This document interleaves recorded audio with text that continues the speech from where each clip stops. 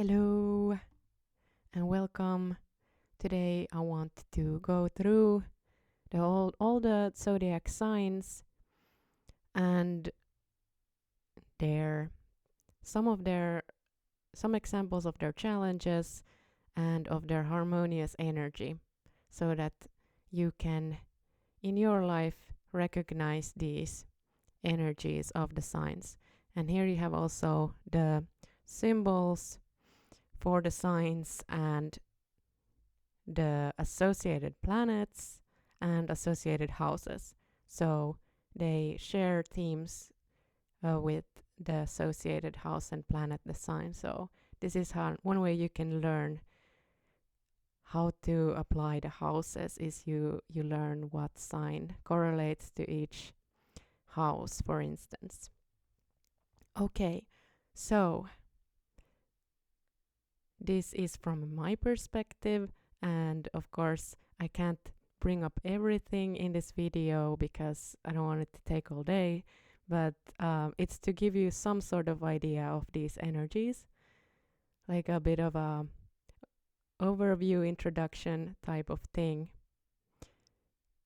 All right, so this is not all of what represents these signs, it's just to give you some sort of idea. Good. So we start here with Aries. And Aries is about our individual will, our instinct, our passion, our divine spark that springs forward. And the challenges can be, when we go only to the beat of our own instinct because like Libra is there, the opposite sign, so it is about harmonizing always the opposite signs energies with each other. So if we don't have any Libra to balance that out, then the Aries can go and well, it's a learning journey. I mean, we'll all go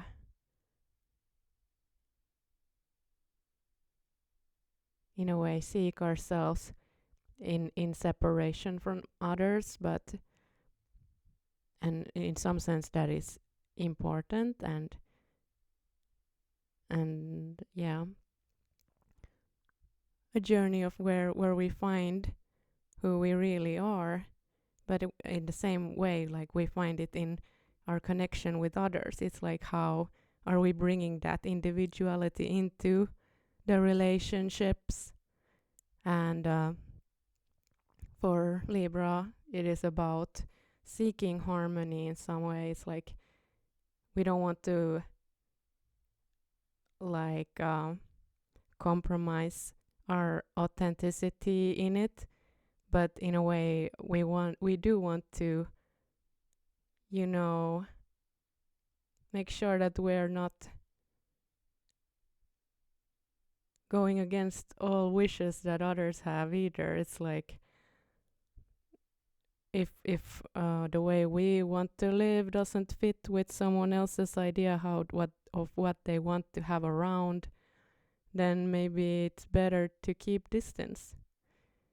And so it's really about like finding that courage to really stand for what you are like and what you like to have around you, and also like to be connected to your life force, your libido in that sense, to your inner fire, that you are not going to compromise it. You're not going to just go along with everything that everyone else says either. You got to find some sort of middle way and like an approach that includes both Aries and Libra in it. Yep. That's what I've gathered so far. And we can go along to go to Taurus. Taurus is then it's about our values and our embodiment, our sensual nature, but also our sense of safety in our body and in like stability of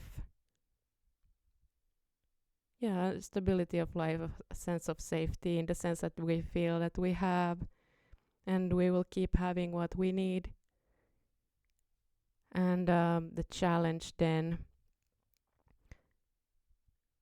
with it can be like if we get too attached to um, the material and just the sensual pleasures. Like that we focus on that on the cost of everything else.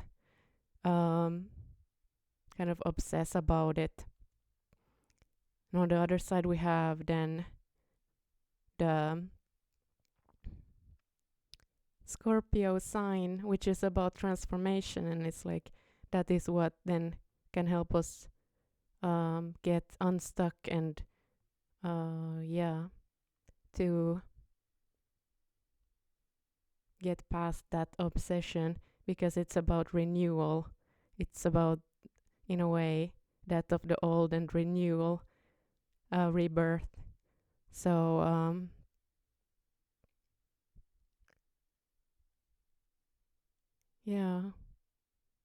it is of course important to keep good care of our body and of our material well-being and that sort of thing. But there's so much more to life, so not to get too attached to it, to that stuff.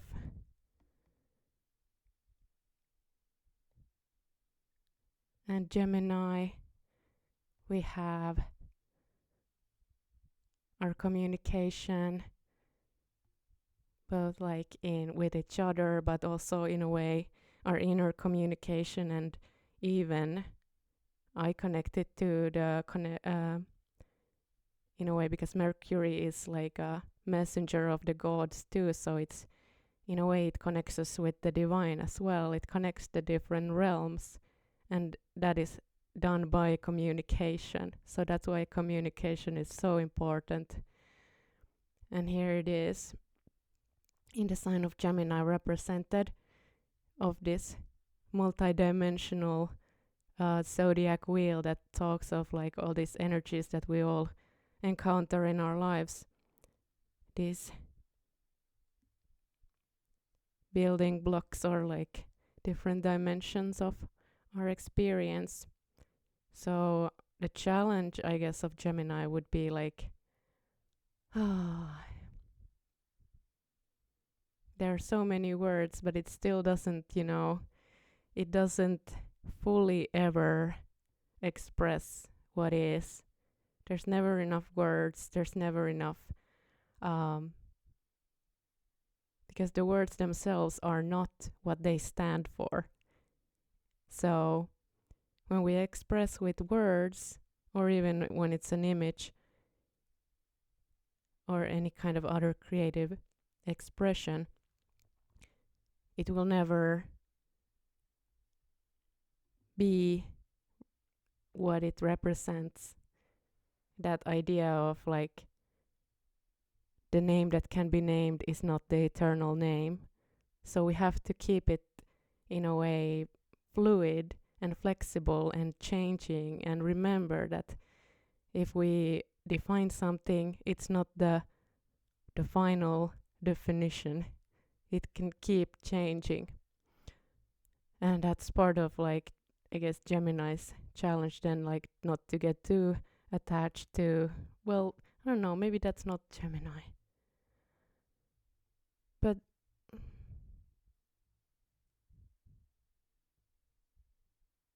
yeah, because Gemini really actually does like to have many different ways to explain things and many different um, interests. But yeah, the challenge of Gemini is then like to have an overarching belief system or an overarching view, or yeah, that brings all of those, diverse words and big systems together, and their interests together in a way where it makes sense. Like, how does all these details come together as a whole? So that is, I feel, the challenge of Gemini. And that links then to Sag there on the other side, which is more about the like forming an overarching belief system. Yep. And here we have Cancer, and Cancer is about the home, the family, emotional safety, and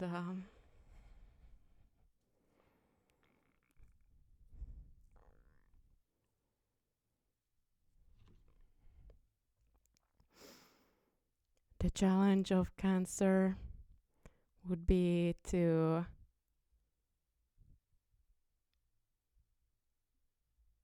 find how to build emotional safety, I guess, and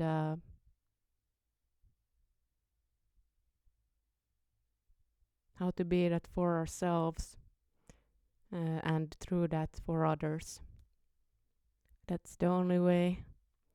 So to give ourselves that space and that compassion to go through the emotional waves that do come for all of us in some way, in and out of our experiences. Sometimes there's more, sometimes there's less, and for others there's more in a specific lifetime. There might be more of it to deal with than for others, but to have that compassion for the emotions when they come, and to know like that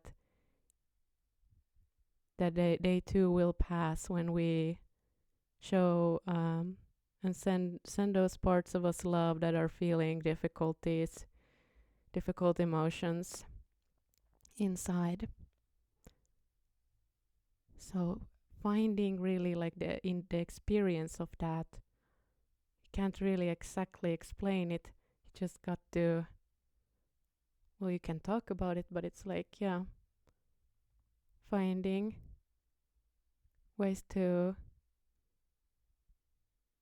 have compassion and love for the parts of ourselves that have been pushed aside for a long time, to bring them back to the rest of the cake, or like the wheel, the mandala, the round table, or however you want to think about the zodiac wheel. And well, yeah, then on the other side we have Capricorn. So yeah, that would be like becoming our own authority in that emotional sense, that we do not need someone else's validation for the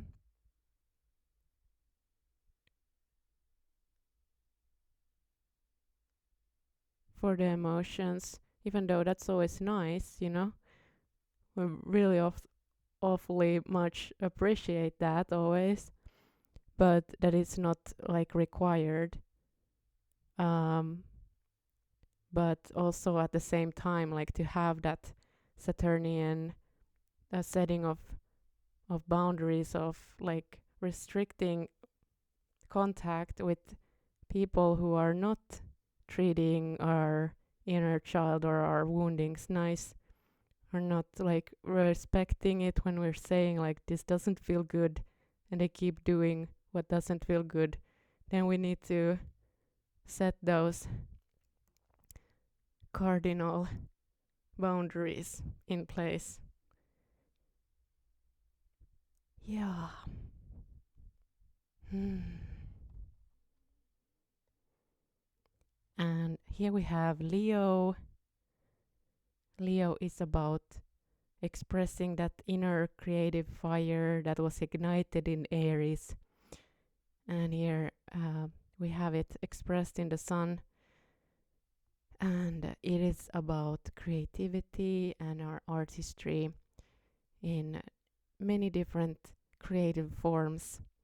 But yes, so the challenge would be like to realize that even if we have these like individual creative gifts, that we are not better than anyone else for it.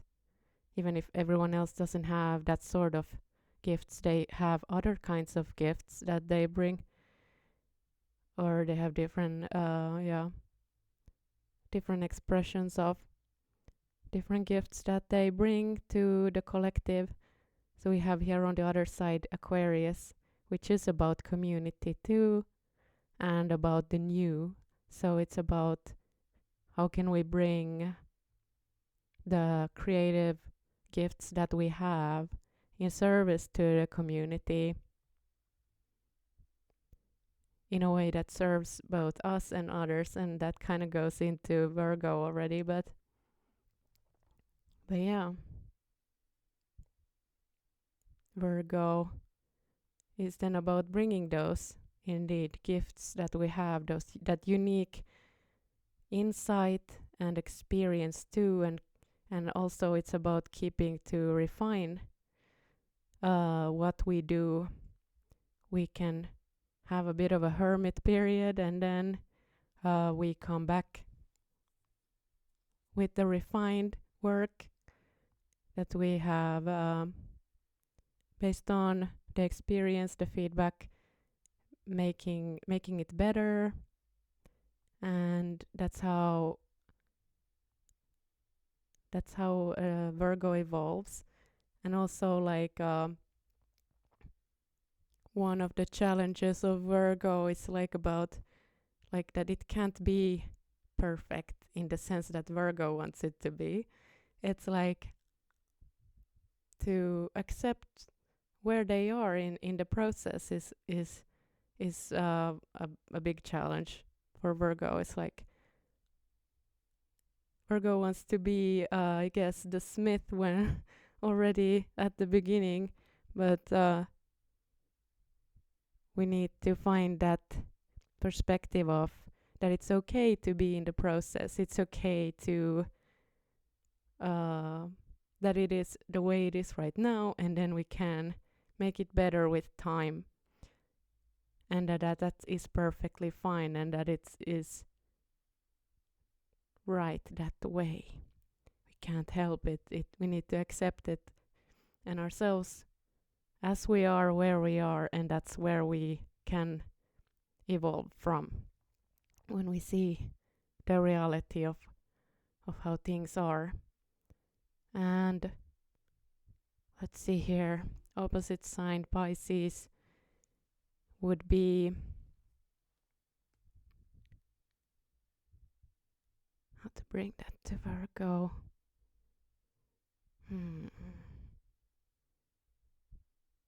Yeah, I guess it's like to recognize that divine in those gifts that we are refining, that they are gifts from the divine, but also like that to have certain boundaries in where like where we put our well-being also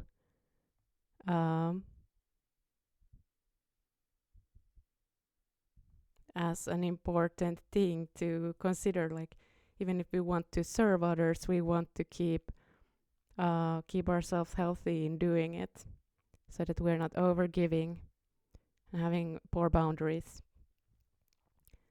Boundarylessness of Pisces there.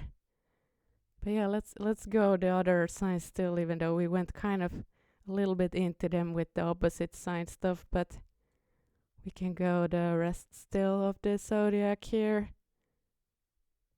Libra. So Libra is about seeking justice and harmony in the world, and it is about our intimate relationships, partnerships, romantic relationships, and friendships that are close and such. And how can we bring that? How can we bring the individuality, our truth, our authentic rhythm into that in a way where we're not stepping on anyone's toes? And I guess it would come by getting to know each other and seeing, like, do we have the same values? Because there's like Venus is rules both Taurus and Libra. So it would make sense, like, well, do we want the same things? Do we value the same things? And if we do, then that can be a good foundation for keep building that connection. And if both are treating each other with respect, because it is about justice. It's like, yeah, if I keep telling someone that this, what you do, it doesn't feel good to me, they keep doing it toward me, then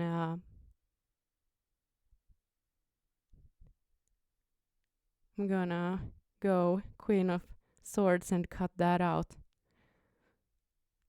Yep.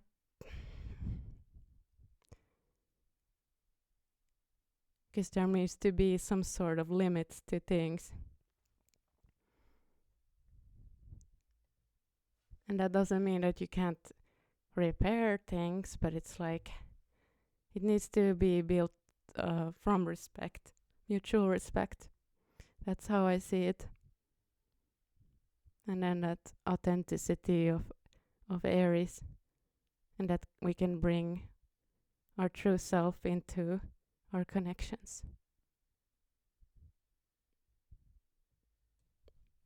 You have Scorpio. Scorpio is about, so that's about power dynamics and about mystical things, mystery, hidden knowledge, but also, about death and rebirth, in a way, the feminine mysteries. It is a water sign, so it is about that transformation. And a lot of the time there's like fear about death still for some people, and it's like, well, that is just a transformation to even the physical one.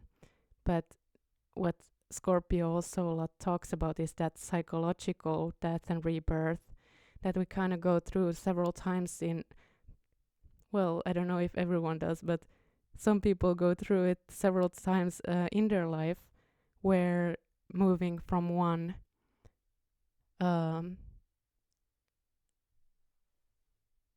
stage in their life to the next stage in their life. So it can be just like from childhood to adulthood, or then like the Saturn return or Chiron return or second Saturn return. These sort of like big transitional moments where, in some sense, what we have been through and what we have been, that identity is then dissolved in at least to some degree, and then kind of reassembled and reborn through this Scorpio process, which is not very comfortable, is uncomfortable a lot of the time. But when we can trust that the divine is guiding the process, that our soul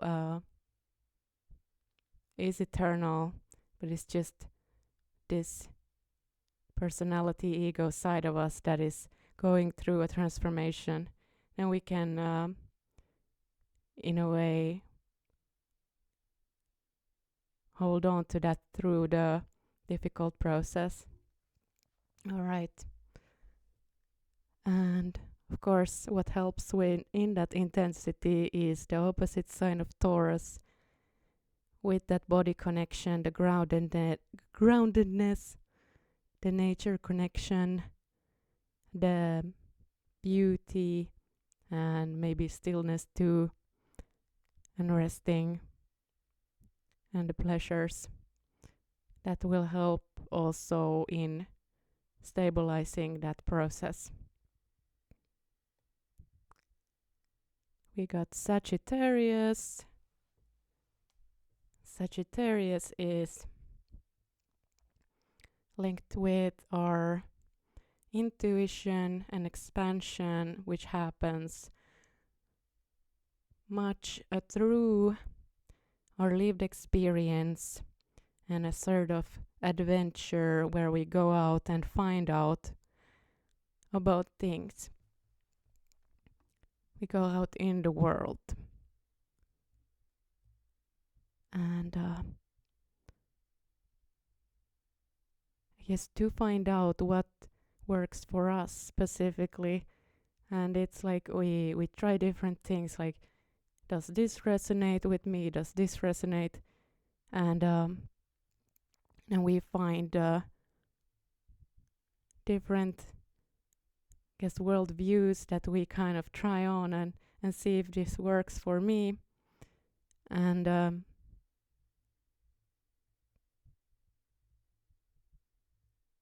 I guess the challenge, I'm not so, I guess, in tune with Sag as much as some of the other signs, so this one is a bit more difficult for me to put my finger on.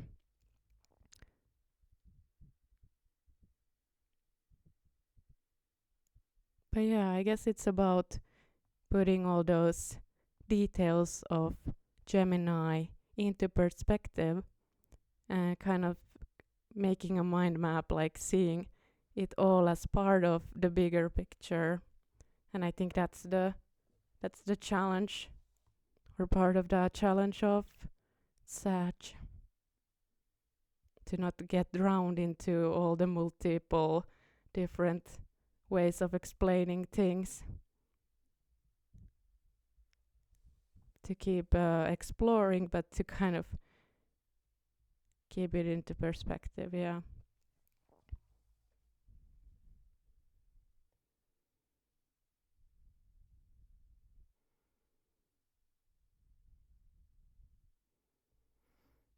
And we have a Capricorn. Capricorn, for the first stages of our lives, it's about the outside authority. When we're children, a lot of the time it's about our parents or teachers or the society and its authority, norms and structures.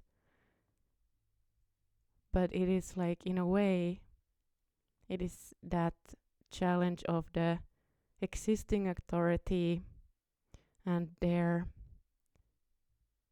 ways of doing the authority thing is, in a way, like the challenge for us. It's like, well, can we grow beyond that authority and become our own authority instead? It's like we can learn in what ways we agree and what ways we don't. Keep the good structure, keep the what works, and to then rebuild for a better future, for a better present in the in like how to guide instead of um, force things.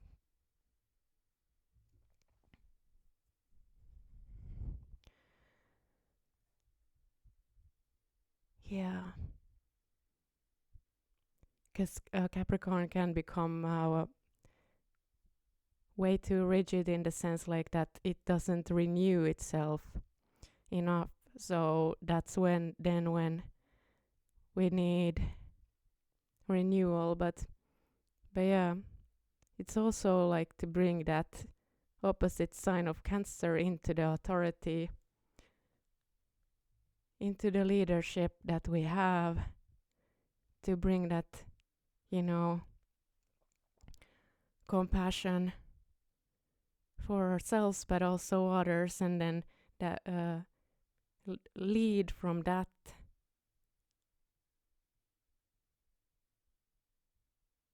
Yeah, let that be where the leading springs from. It springs from that love and compassion and that holding of space to allow all the emotions.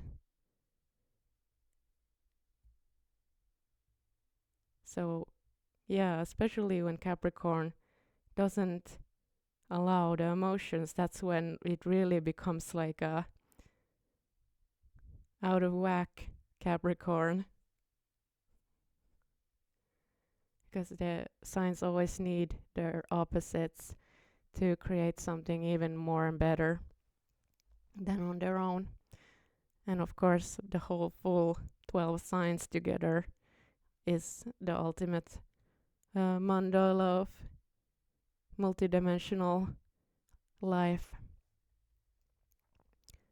But yeah, so when Capricorn gets too rigid, Aquarius steps in, and Aquarius is like the inventor and the, the individuals that try new things. The weirdos in a way, but in a good way, because we need the weirdos. I'm a weirdo too, by the way. Um, the challenge, I guess, is like, for one thing, like sometimes society doesn't understand what these seekers, in a way,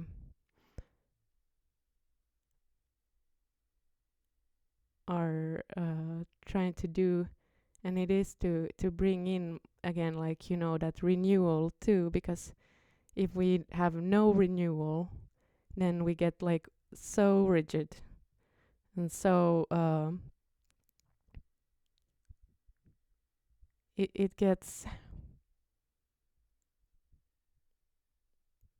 yeah, not just only boring, but if there's no renewal, then life also gets really dulled down, and we want to be enjoying and exploring things. But at the same time, we need to bring, you know, that um, broad perspective, not only about that we need newness in society for it to work, but also like to remember all these other perspectives of what makes us tick and what doesn't. And Uranus brings in that very broad perspective,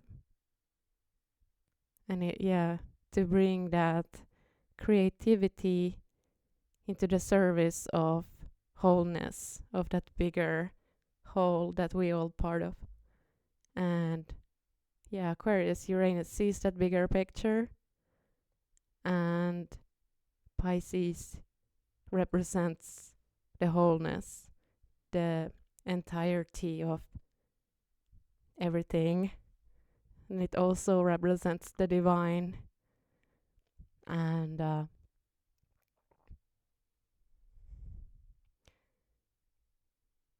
And when it relates to like a person, can mean like that we are kind of vessels for the divine, in a way that if we can clear out all the debris, then some of us can be, or in some moments we can all be, channels for the divine creative flow, or divine light, the divine waters, and of the soul and spirit, Holy Spirit.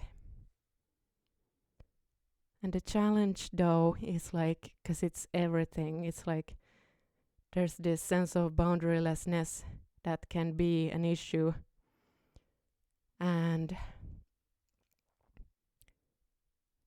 that is then like where I guess Virgo energy helps. Is like Virgo knows that sometimes they need to take like a hermit mode, have some distance in between themselves and what they are trying to accomplish, and to take time, because sometimes we need to process things apart to be able to then return to that unity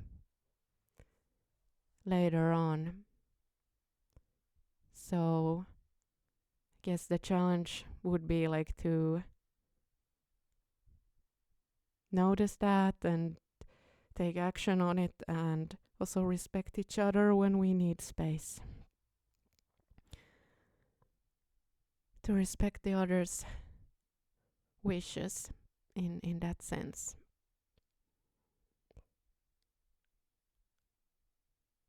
There's other ways that Pisces plays out, but that's one way.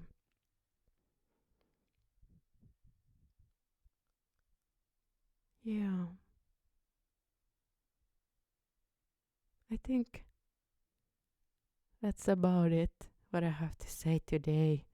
But I'm happy that I decided to sit down and do this today. Didn't have any notes, I just put this signs here and a list, and then just speaking from memory what I remember about these signs in general for this video. Thanks for listening. I'm glad to have a conversation with you. If you would like, you can send me an email. We can have a video call, half hour at least, if you are interested. That would be for free, the first half hour at least, and maybe we can even be friends, who knows. All right, thank you for your presence, and yeah, you can join the channel, subscriptions, if you're interested. There's also content in Finnish and also tarot readings in Finnish and English. At least back in the day I made more in English too, but yeah, you can explore over there the playlists and the videos. Epic. Have a good week. See ya.